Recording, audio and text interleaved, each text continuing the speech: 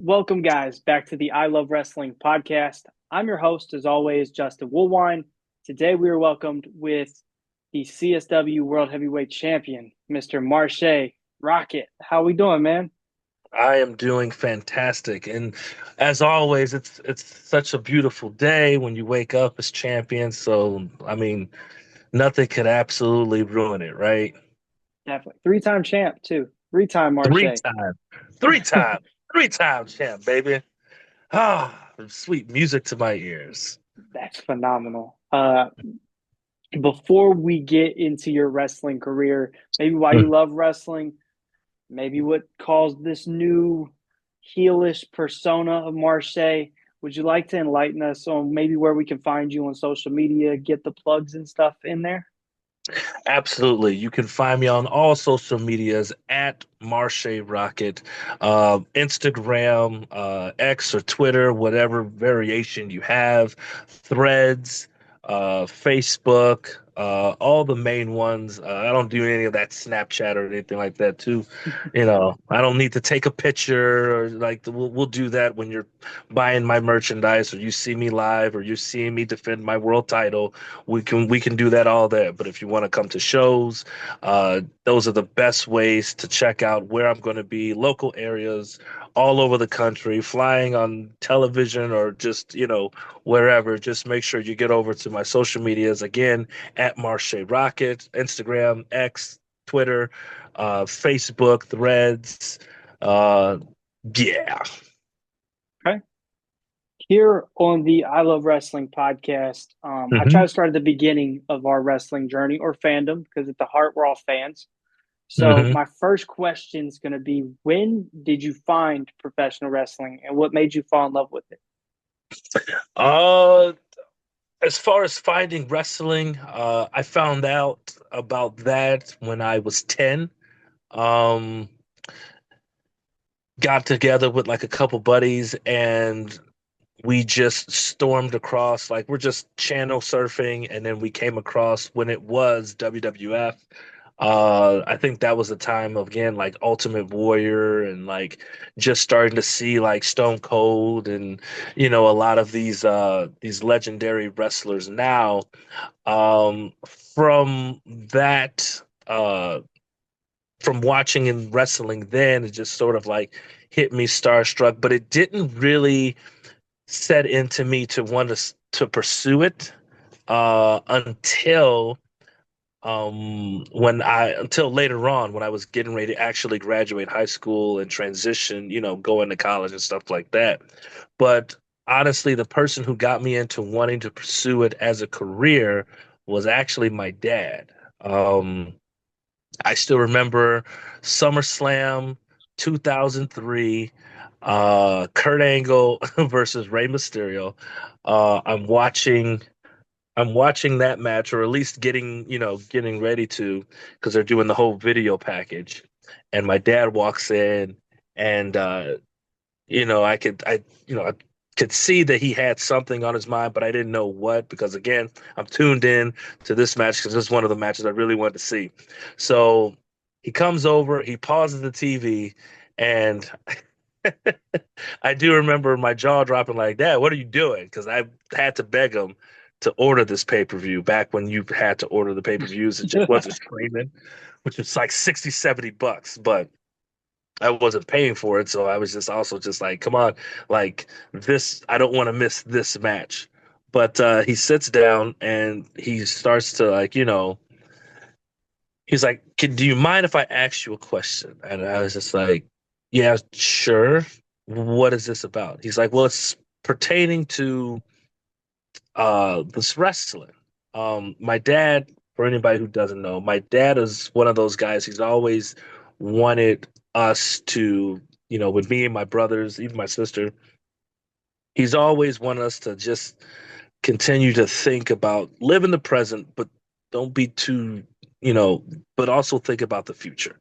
And from there, he was just like, always think about where you want to go, where do you see yourself? And, because you want to sit up there and you want to do something, you know, that you are passionate about, that you love. So that way it's not really work. and that you could see yourself doing and not be, miserable or just waiting to the day where you can retire. So he was always a stickler for that. So, long story short, he's like, "Hey, I know you have these aspirations of wanting to be in film school and wanting to be an actor and all these things. But I gotta say, I see a lot more passion for this wrestling.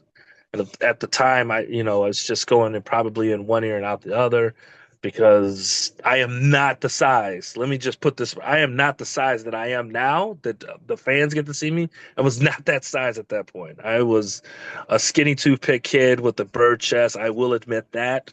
Um, so when he brought up to actually go and do wrestling, I was like, "There's no way, Dad. These guys are huge." At the time, I really wasn't like working out. Like I wasn't taking fitness super seriously. Um, but just from that conversation when we left it, there just was like something placed on my heart, and I just, for the life of me, I could not shake it. I couldn't get it off. I couldn't get wrestling off my brain. And so from there, I guess began like the pursuit of just seeking um, a reputable school that I could obtain like the knowledge, the skills that I needed for wrestling that would get me to the place where I wanted to go. And that's where I came across Windy City Pro Wrestling, where a lot of like the wrestlers today have come through, even legends like Christopher Daniels, who started there, got his start there, and obviously progressed and worked his way to being the legend that he is. So I think it was just it was a lot of like destiny and fate that sort of like intertwined it, but it was just, it was pretty cool how it all came together. But yeah, so earlier age is where I started got it. Was that moment with your dad what ultimately made you to decide, hey, I'm going to start pursuing this and start looking for training and going into training? It was definitely the seed because wrestling at that point was just like a lot of the backyard wrestling stuff. You get your boys together, you're jumping off of stuff, you make up your own little ring. I think we had like we had four little cones, but then like the wrapped up in like I don't even know where we got ropes, to be honest with you. I think at one point one of my buddies like used like a garden hose. Like we got a couple of garden hoses, and I do not recommend using those to actually whip somebody off and run the ropes. That's super crazy and dangerous. But yeah, it was just like, hey, this is just for fun. But from that conversation with my dad, that sparked something. Um, that sparked something in me that kind of was just like, you know what? I never want to be in that position where I have to ask myself, what if, what if I could do this, but I just didn't take the chance.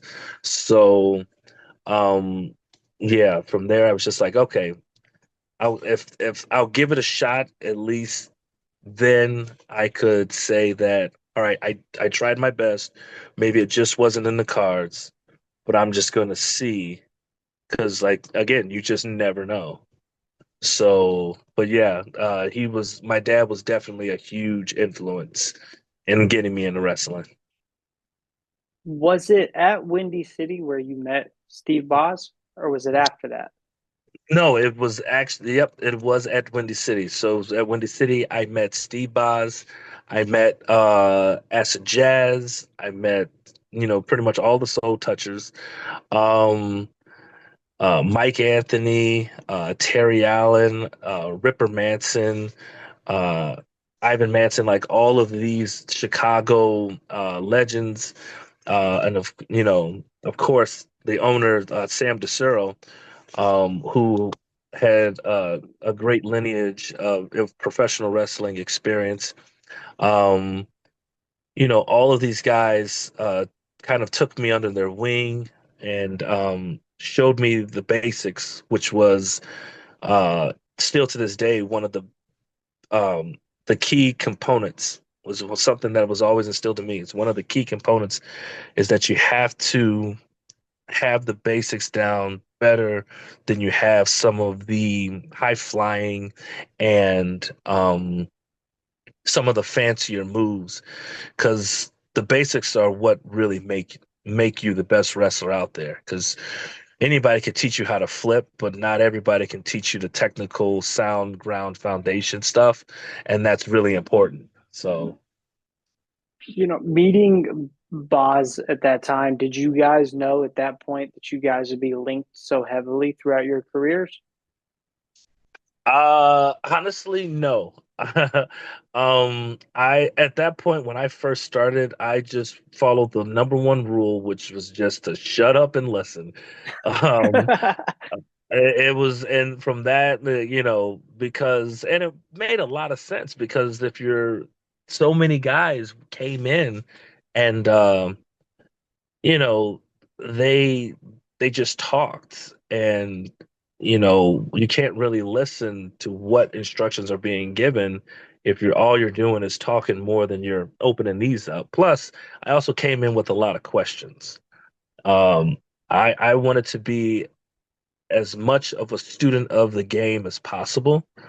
Um, and even still to this day, I still will ask questions to any legend or icon or, you know, any chance I get to pick some wrestler's brain uh to get the most out of my experience and to help further my career, because I believe everybody has something to offer. uh, I never know what that is at the time, but after I receive the information and really meditate on it and really, you know, recite it in the old noodle here, um, it just again it comes back tenfold, and then too, uh, if I'm able to, I then can pass that knowledge on to somebody else who I see starting off and, doing the same thing. And just, kind of treading water or kind of wants to see where they want to go. If I can offer any knowledge and assistance to help them along their way, then, it's always about that whole paying it forward. So, yeah. You mentioned them earlier, but Mhm. the Soul Touches are a group that you've been linked with your entire career. Yes. Um, would you like to tell us a little bit about that group, maybe how it got started, and what that group and that team's meant to you throughout the duration of your career? Sure. So honestly, the Soul Touchers really began with just um, Willie the Bomb Richardson and C Red uh, and myself. But Willie had always done tag team wrestling with Trauma, or Mr. J Washington as he's now known. Um, but they wanted to add another element this time. He Willie wanted to switch things up. And so that's when I was brought into the mix. So uh, when the group originally started, it started us with us three.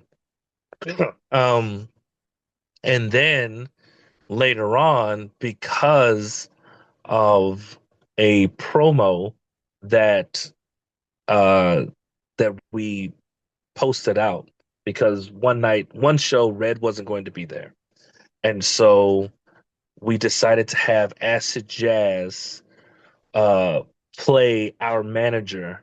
Um and it's probably it is by far one of the most notorious and most uh famous promos that we've done, that really sparked interest from fans and other companies and wrestlers, um to even start to pay attention to the Soul Touchers. But because I think it was just it just blended all of our personalities, and it just made us different. Um, and so from there, from Elite Pro Wrestling, going to IWA Mid South, we got to really tear it up with some of the superstars that are in WWE and other major promotions today. Um, I don't think we really got our big break until uh, one showcase of IWA Mid South that Mike Quackenbush, when at the time when he was the owner of Chikara, and he did the King of Trios tournament back in 2008, invited us to participate in that out in the old ECW arena and out in Philadelphia. So from there, we were able to truly showcase what we were as a group. And I'm not sure if you've ever been to Philly and to see the fans in that arena. Um, they are, if you suck, they will let you know. There's no love lost there. If you just, crap the bed, you're gonna know about it right then on the spot, hands down. So for us to get a, please come back chant at the, we of course we didn't, unfortunately we didn't win the tournament, but we won Philly's respect. And from that alone, I think sent shockwaves that we carried on throughout the rest of our career and tenure as a tag team. But honestly, I owe a lot to the Soul Touchers because with me being so young in the business, at such a young age, a young kid, I was thankful enough to be surrounded by those gentlemen and who not only showed me the ropes but just sort of like looked after me. Um, Kind of kept my head grounded too. I didn't get I wasn't like some of the other guys that, when they were doing it by themselves, as they started to gain success, um, the egos would flare up and they would kind of get in trouble for it. Some serious trouble that ultimately led to them no longer being in the business. But I think being around those guys really helped keep me level headed. Like, hey, these are the do's and don'ts. This, if we want to keep this, train going, this is what we got to do, and this is how we're going to be successful. So, it's really laid some groundwork for me. You mentioned Chikara. Hmm. How much different was it working for a promotion like that as opposed to maybe other indies? Because Chikara had its own kind of style.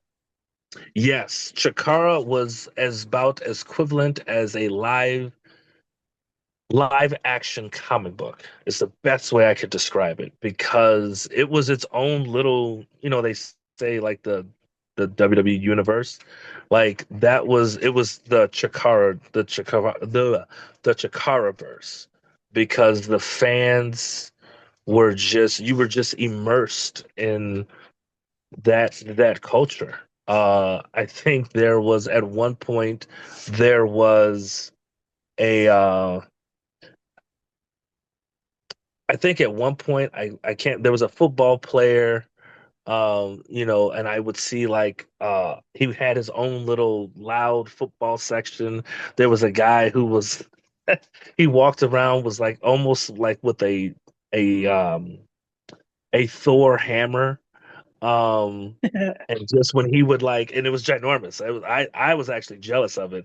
But when he would like hit the mat and just like the entire, whole building would like shake and like it was just super fun, man. Everything was just of course the fire ant, soldier ant, like it was just a ton of fun. Like you couldn't go to one of those shows and not have a ball, So it was definitely one of those like, oh, and everybody knew what they were in for. Like, yeah, I'm here for this. So yeah.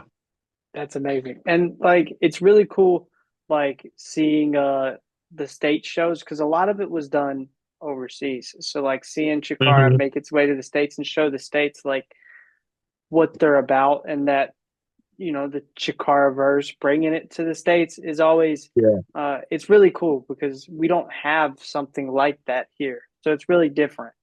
Yeah. You another thing you brought up was IWA Mid South, and Hmm.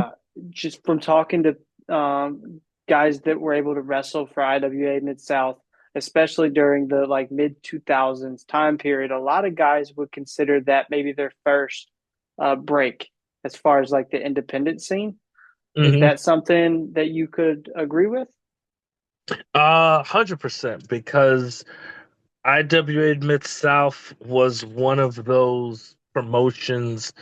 I want to say kind of ahead of its time, but Mm-hmm. it honestly, it was one of those promotions that a who's who passed through. Like all of your favorites that are in the major promotions now, but like they went through IWA Mid South. Your AJ Styles, your Daniel Bryan, your Seth Rollins, um, your God, your Sammy Callahans, I mean, your Evan Bournes, like literally, uh, your Claudio, Chris like Heroes, Chris Heroes, like Christopher Daniels, your Punk, CM Punk, Loki's Punk. Oh my God, like everybody. so everybody, Ricochet, like everybody came through IWA Mid South. Like it was like the stomping grounds. It was one of the closest indie darling scenes uh that we got to be a part of, and it was really cool because I mean, well, yeah, we got to be a part of it and share those locker room with those guys, kind of like before they went off to go and accomplish, and establish their legacies of what they are now. Um, yeah, so it was truly an honor and truly great to be around at that time. Another break for you in your career kind of Mhm. was getting into TNA and or Impact Wrestling, I believe it was called at the time. How Yes. did that come about? So, so Billy Corgan and I first started working together with Resistance Pro. Okay. Um, and that's where we started to establish and build our friendship and our bond. Um, and then obviously we both left. We both had our reasons for leaving at the time. Billy more so than me, but I remember that I had a tryout with WWE. It was my third tryout that I had with them. Within, I want to say it was like 2 years of each other. From my second to then. But at this time, I put on size. I've done everything to sort of polish and tune, fine tweak, from my first two tryouts that I had with the company. Um, and I gotta say, this third time I was killing it. Man, I was killing it. God, oh, I mean, from the head honchos on down, there was just nothing but good vibes, good rapport. Everybody's just like, "Hey, keep it up, man! Like you're standing out, you're doing what you got to do, and it's just awesome." And I obviously, I'm on cloud nine, right? I'm just like brothers walking out of here with a job. So okay, so there's no way you can tell me that I'm not gonna get those three letters attached to my name. But, they say everything happens for a reason, right? So, long story short, unfortunately, I did not get the letter that I was looking for. Um, I wound up getting the generic letter of, sorry, not at this time. Um, it's just, uh, yeah. So I got that letter. Um, And, the first two times I didn't respond. This time I was going to ask. I had to ask because I'm just like, okay, you're getting so many yeses. Why the no? So it just came about and they were just like, at this time, this was one of the this was one of the times where they were saying uh, all the wrestlers were basically like going to other major promotions and they were building a name themselves without the machine. And so I think that's where wrestling started to turn its head, where they just didn't want blank slates anymore. They wanted guys that were well established but well traveled, world traveled, who started coming in. And this is also the peak of social media and like clips and all this stuff. So at this time, they're just like, go out and, you know, build your brand a little bit more, so to the point where we can't tell you no. So obviously, I'm devastated. This is probably like the lowest point I can honestly say of my career that I'm feeling. Um, because man, like when I tell you I busted my ass, bro. Uh, and just to be served that no, holy cow, just gut wrench. So, um, we'll fast forward a little bit. Uh, so this is a couple days removed. Obviously, not feeling it, not in a good spot right now. And then I get a call, Mr. Billy Corgan, who at the time had just linked up with Impact Wrestling. Was had a stake in the company and stuff, and he had showed one of my older matches. I think I was wrestling Al Snow. It was me versus Al Snow. He had showed like in again, I was earlier Marche. Like I wasn't nearly the size, and I was like, "Really? You showed that one out of all the clips, all the other matches you could have showed, you showed that one." But he showed that, and it impressed like Dixie, and it impressed a lot of them. Um, to the point where they invited me down for a tryout. Um, and I actually for my tryout I got to wrestle Braxton Sutter, who I uh, saw a lot of his stuff, and I was like, man, I really want to work with that guy. So that was extra cool that he was just like, yeah, you get to wrestle Braxton Sutter. I was like, two for one, baby, let's go. So from there, I went and just talked on the mic, and just I finally just like let it rip. There was just had fun. Wasn't really expecting anything. Just some I just other than like feedback that would have been cool. But no, the same day did the tryouts and went and toweled off and was waiting to hear anything that they wanted to add. And I walked into the office where they had where we were going to have our conversation, and there was sitting on the desk was a Impact wrestling contract.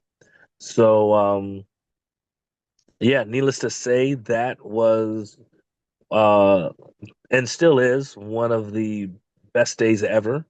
Um, because I think from there it just gave validation of what I had always had hoped and was working towards. Um, So it truly is. It's like, you what others may not see, there's a lot more that will. And when they give you the opportunity, um, when it's your time, it's your time. And at for my third tryout, it just wasn't the time. But for here, yeah. So and then my days of impact were just awesome. Like so many of the guys I got to know, EC3, Tyrus, yeah, so many big stars of the industry now. Again, just taking me underneath their wing. They didn't have to do it. These guys did not have. I could have just been that lowly rookie who just stood off in the corner and stuff. But for these guys to come up and hey, sit down, kid, let's talk, and we would talk for hours, and picking each. I would pick their brains and hey, how can I get better? How can I do this? Um, Again, none of these guys had to do this, but I'm so thankful that they did because that knowledge that they drop, I is infallible. It's my goodness. I just dropping coins left and right. It's like, holy cow, man, this is fantastic. So, Do you have a maybe a favorite moment of that Impact run? my favorite moment was honestly, it's bittersweet. I love I love the X division. I did love, because I've always wanted to be like an X division star. I always wanted to wrestle that style, while I could.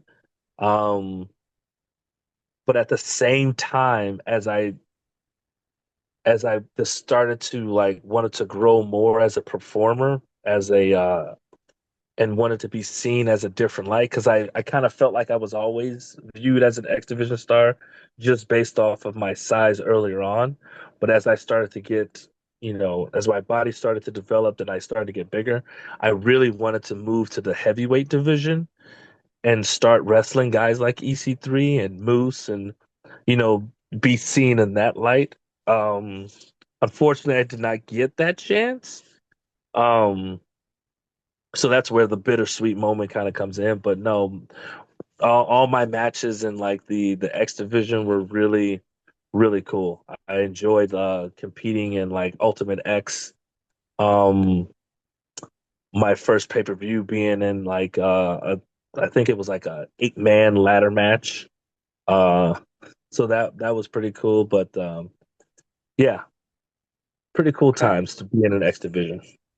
Definitely, definitely. It was like a that was like a transition period for not only Impact but for that X division. So like Yeah, it was cool to mix it up. That was all fresh faces. Like yeah, obviously you had your established X division guys like Chris Sabin and guys like that, but there was a lot of new X division guys coming like DJZ and guys like yeah, that were just new. So I have to imagine at that time period being one of those guys that was coming in to maybe bring in a new regime for the X division yeah. had to be special.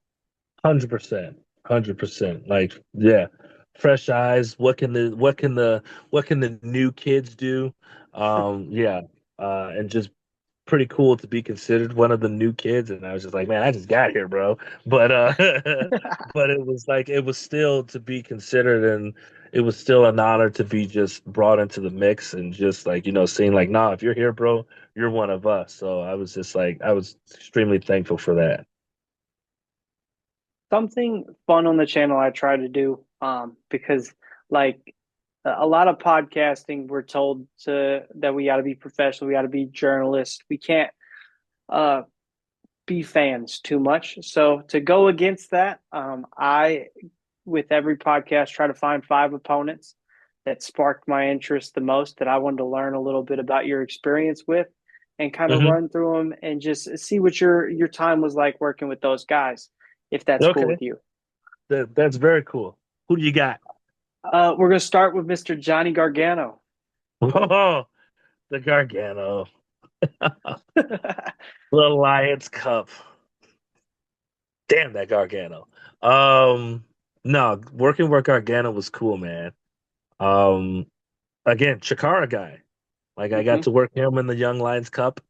Um, no, he was a lot of fun, dude. He was just God, you talk about ahead of his time. Like he was technically sound. I always told him I was like, bro, you are gonna be as soon as they get a hold of you, they're gonna strap a rocket to you. You're just gonna blow up, bro. You're just you And you they did. you got it. Yeah. So his rise was not a surprise to me at all. Um, but I think we had great chemistry when we were in the ring. Clearly, I towered over him, but that didn't stop us from going out there putting on a wrestling clinic. So um, it's just funny. Anytime I get to see him, like it's pretty. He's pretty cool to like. We'll text her like, um, talk and just catch up and everything. But yeah, he was a great dude, bro. Great dude. He was fun. That's great. What about Mr. Juice Robinson? The Juice. Oh man, Dreamwave. He was hysterical. Um, definitely, definitely another one where it was just like I would not be surprised if somebody walking in, um, even if they hadn't seen him wrestle, would be like, "Bro, you got to do this. You got." I could see you being signed in inside of 2 or 3 years, which I think he was when we Yeah, first met. to I think, NXT yeah, I think, or yeah, he was signed FCW pretty at the quickly. time. Yeah. But he was another one that was just fun to work with. It was like almost I equate to him to like almost working like with a Billy Gunn. I've never worked with Billy Gunn, but I could see him because he just had that build, and I was just like, Okay. you know, I think he might have hit me with like the Famouser or something like that at one point during the match. And I was like, did Billy Gunn just walk in this? So it was this. No, but he was a good one too. Two guys that are a little different. Um, Oh the Age of the Fall, Jimmy Jacobs and Tyler Black. yes. Oh man. Um, because we wrestled them IWA Mid South. Me and Jazz. They well, they've always been good. Um, obviously, look at where Seth Tyler is. Black or Mr. Seth Rollins is now. Um, I mean, that being earlier on, kind of in my career, and like I don't know where they were um, as far as their journey in their career, but obviously they have been doing it for a while. I was thankful that we got to be a part of that for them in that match, and we learned, me and Jazz, we learned a lot as a tag team and how to wrestle a certain style as a tag team. Um, clashing with those guys, so yeah, hands down, oh, phenomenal. Phenomenal. We didn't win, which sucks, but I mean, you can't beat like future main eventer for WrestleMania. Come on. So Fun fact: I actually just got off the Zoom call with Jimmy Jacobs about 3 hours ago. So, yeah, yes, sir. Jimbo. um, but moving on to the next guy I got on the list, Mr. Prince Mustafa Ali. Oh man, I'm gonna chop him the first time. No, uh, I got the history there. Um, good dude, good brother. Um, we've had obviously many clashes in the ring. Um, I think one of my favorite matches, I mean, all my matches with him have just been, I guess I consider my favorite, but if I Okay. had to pick one, um, Dreamwave Anniversary, um, which ironically I think is still up online on YouTube. I don't know how many hits it has now, probably more than what it did when it first aired, but that was holy cow. I mean, ladders, tables, like the constant holy shit chants pouring in, and this is awesome. Like, yeah, um, you put me and Ali and you get us a ring, and you put us out there, and we'll give you a 5 star every time, all day, hands down, hands Okay. down. Last but not least on this list, I got somebody you know very well, Mr. Jason Hades. Oh, no. uh No, Hades is another one. You put us in the ring and we will give you a 5 star uh every single time. And I think it was even cool because uh during Dreamwave was the first time that he and I actually got to be in a faction and team up on being on the same team. So we had a blast where it was the A-list versus Revolution. Um, dude, that was that was like early uh kind of DX for us meets the corporation. Okay. Um, but we had some fun times. Uh, I think I would always I would always try to do something where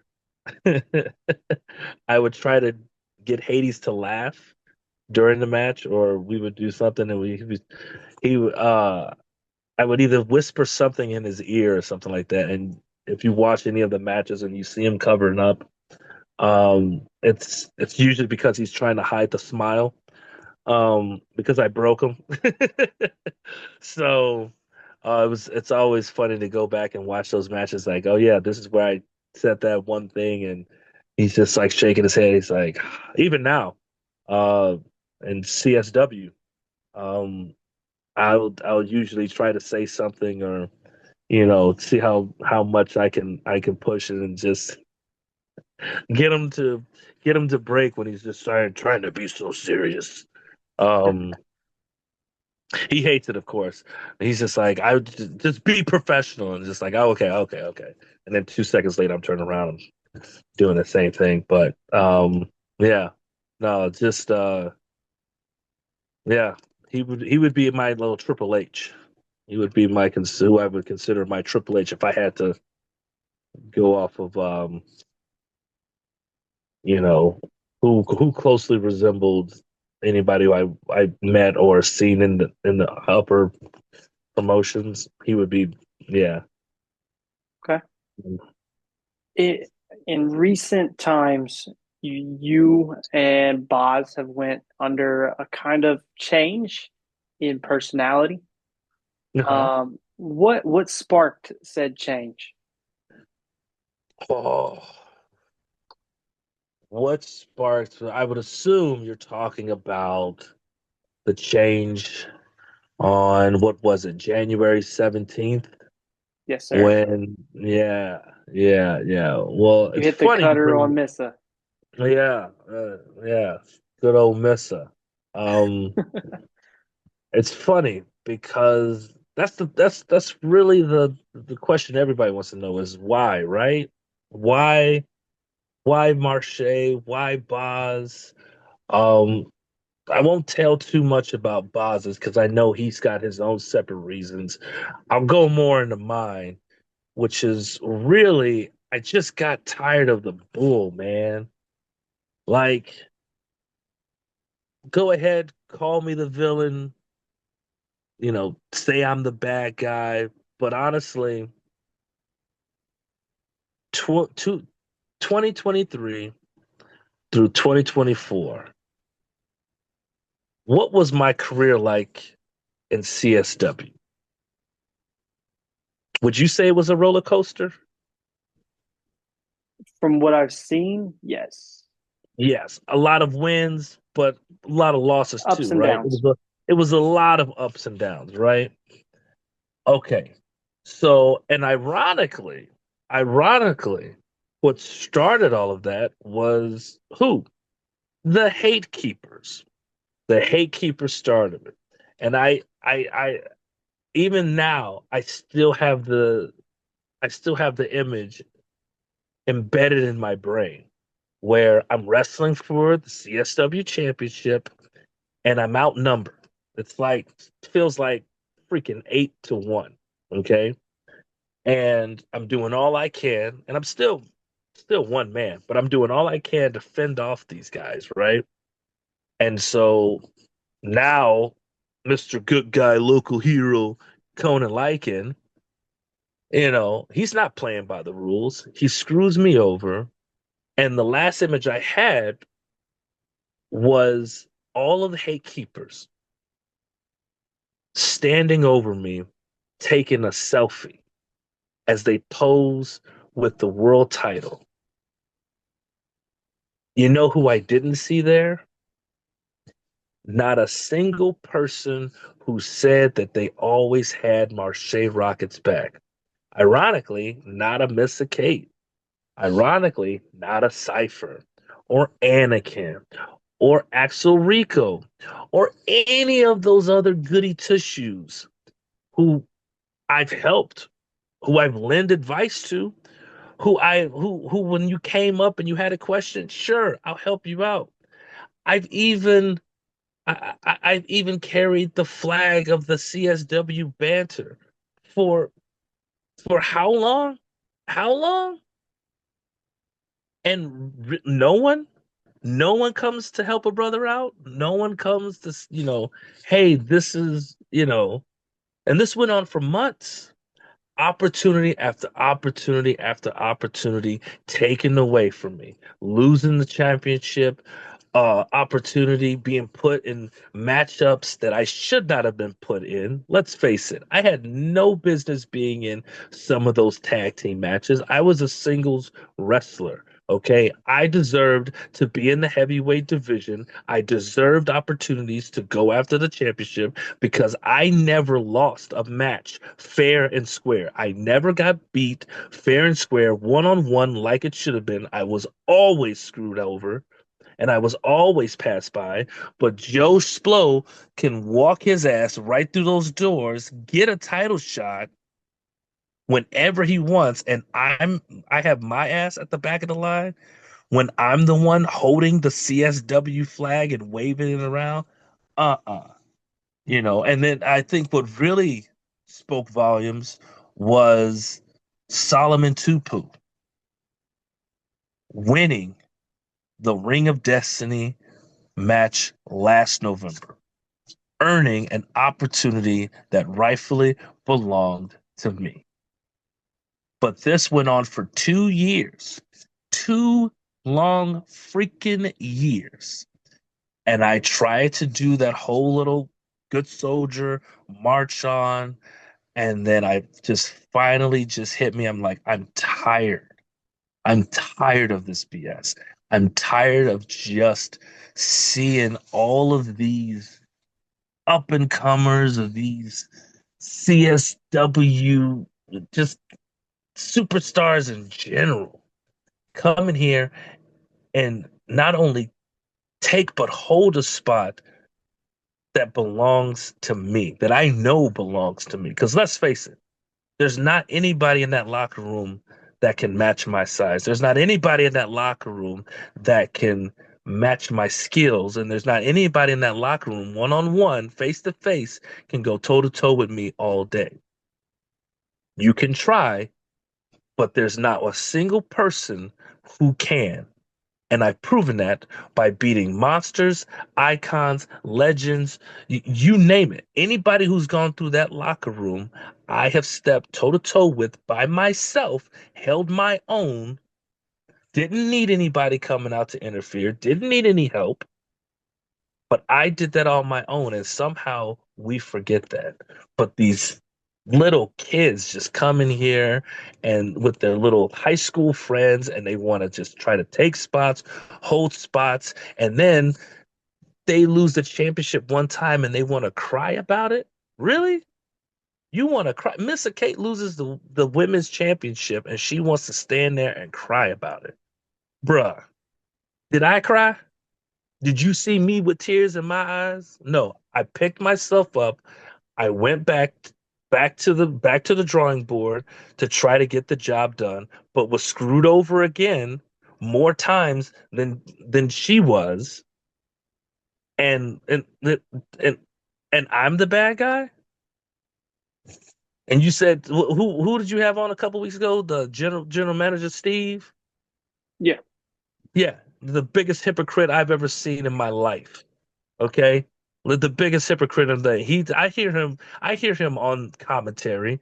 Okay, he thinks I don't, but I hear him. I hear the lines. I hear the little jokes and wisecracks he makes. Let me tell you something. Steve Arendt, I've seen personally when somebody pushes his buttons, He goes and he finds, I don't know how, but he goes and he finds himself a singlet. He goes, he gets his knee pads, and he goes and he gets some wrestling boots. He straps up. Okay. He was another one that I didn't see coming to my aid or having my back. He stuck his ass right behind commentary, did his talking there, and now all of a sudden he gets a little bit of power, and then he gets a little bit of PO'd because I'm not taking the same bullshit that I was taking for 2 years running, and now he's mad at me and Boz because yeah, we're not gonna take it. We're not gonna stand back and allow him to this little goody two shoes. Like, no, we're just not having it, dude. He Were could have you at spoke all? up. He Sorry, could go he ahead. could have spoke. He could have spoke up numerous times. He could have done something. You lose your job. You get stuck behind commentary. Come on, bro. You know people. You know proper channels. You can do something. He did nothing. Were you at all curious on what Miss Kate was going to say that night? Personally, I was over it the second I started seeing the tears. Because if it's Okay. one thing I taught Mr. Kate, never show him, never cry it over spilled milk. Okay, you patch yourself up and you keep going. You never give up. You keep going. To me, she says that I betrayed her because I was like big brother. Homie, my little sister don't cry. That's what I taught. That was big brother protecting her. So if Okay. anything, if she was thinking about getting out, she should be thanking me because now I gave her a reason to stay back in. You're welcome. Again, Okay. me just being me. Me Fair just enough. me being me, looking out for somebody else selflessly. I see where you're No, coming thank from. you. Yeah, no, thank you. Everybody else was just immediately just jumped on us, but How sweet was it for you to take the championship from Conan Lycan to become a three-time CSW World Champion? it was music to my ears, man. Okay. This is something that just like I just said. This is something that should have happened a long time ago. By this time, I should be six, seven, 8 time champion. As many opportunities as I had, but was screwed over. This this this should have happened a long time ago. However, that was then. We are now into the present day, and let me say, it is fantastic. Now we can remake CSW in our image. Now we can make CSW, dare I say, great again. Okay. um, yeah, it was and what made it even sweeter. I'll be honest with you, it wasn't the title win. It was what happened after I won the championship, and that was me taking out Conan Lycan's ankle, bro. Now that's oh. mm, that was something magical. Just Okay. You know, I believe it was also that night that TJ Steele made his return to aid you and Boz. Can it we was. expect more of TJ in the future? You know what? TJ comes, TJ goes. Who knows? He's always, he's a part of the made men. Um, that I do know. And now, quite recently, we've had you know, the German brute, the Brustmeister is also a part of the new made men. So, I mean, definitely we're strong as ever.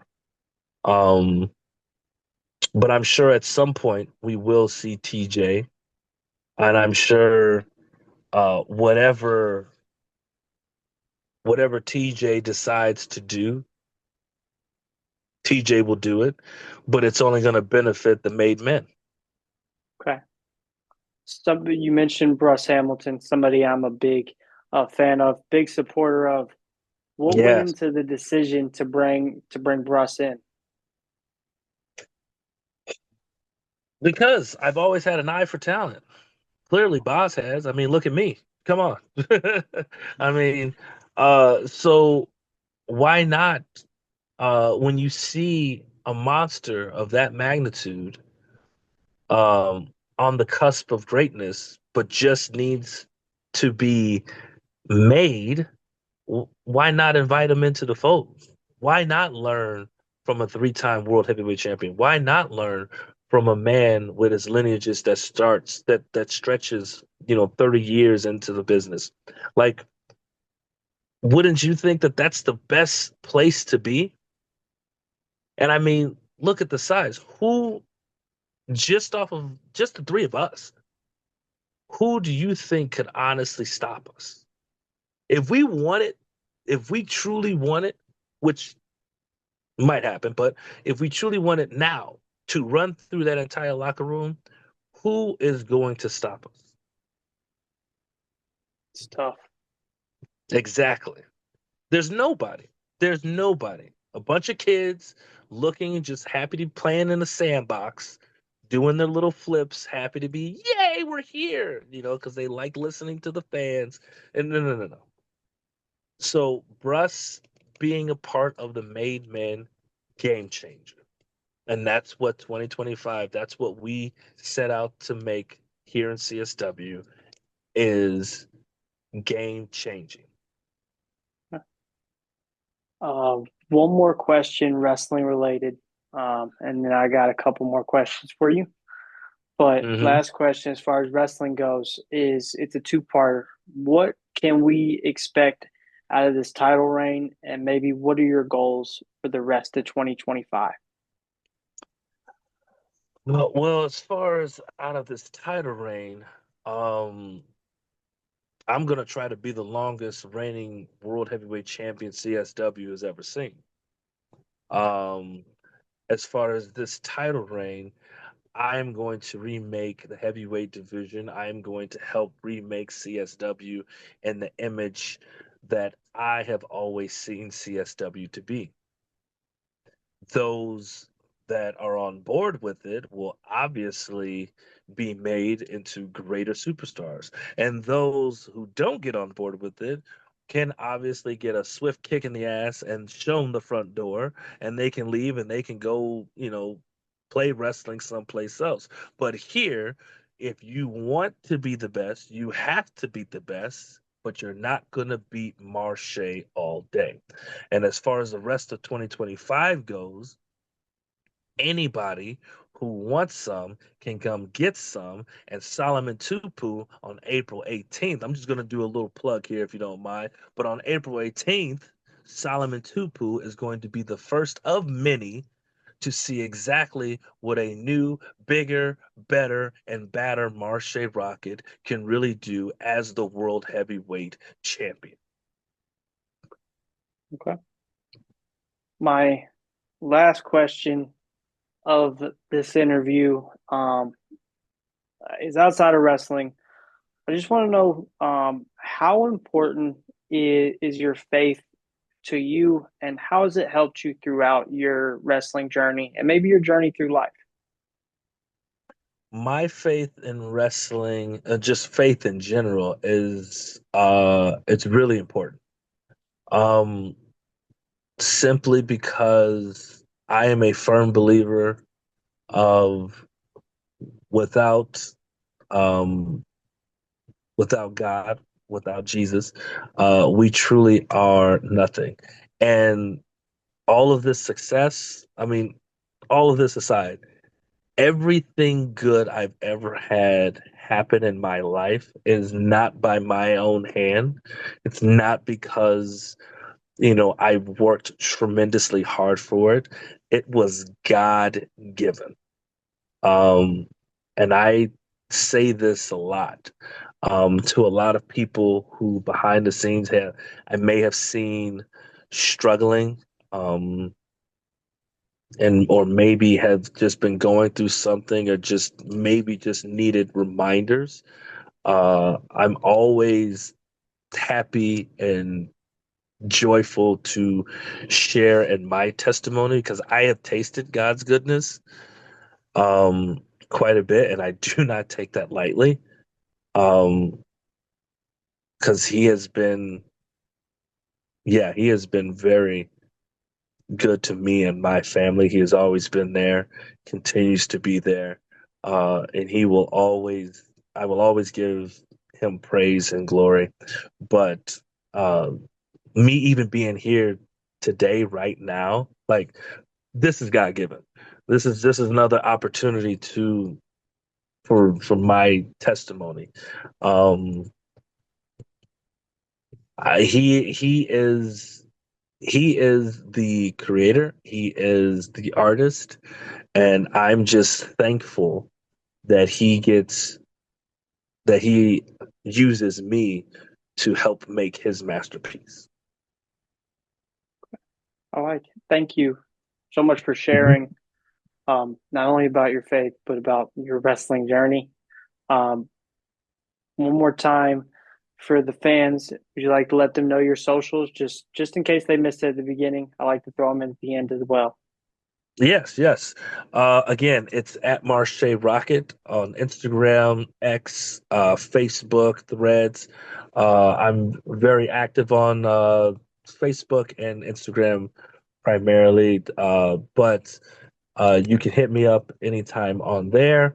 Upcoming shows, of course, we got Rocket Pro Wrestling out in Joliet, April 12th, April 18th. Of course, I defend my wonderful CSW World Heavyweight Championship against Solomon Tupu, another individual who will face um, the wrath of Marshe Rockett.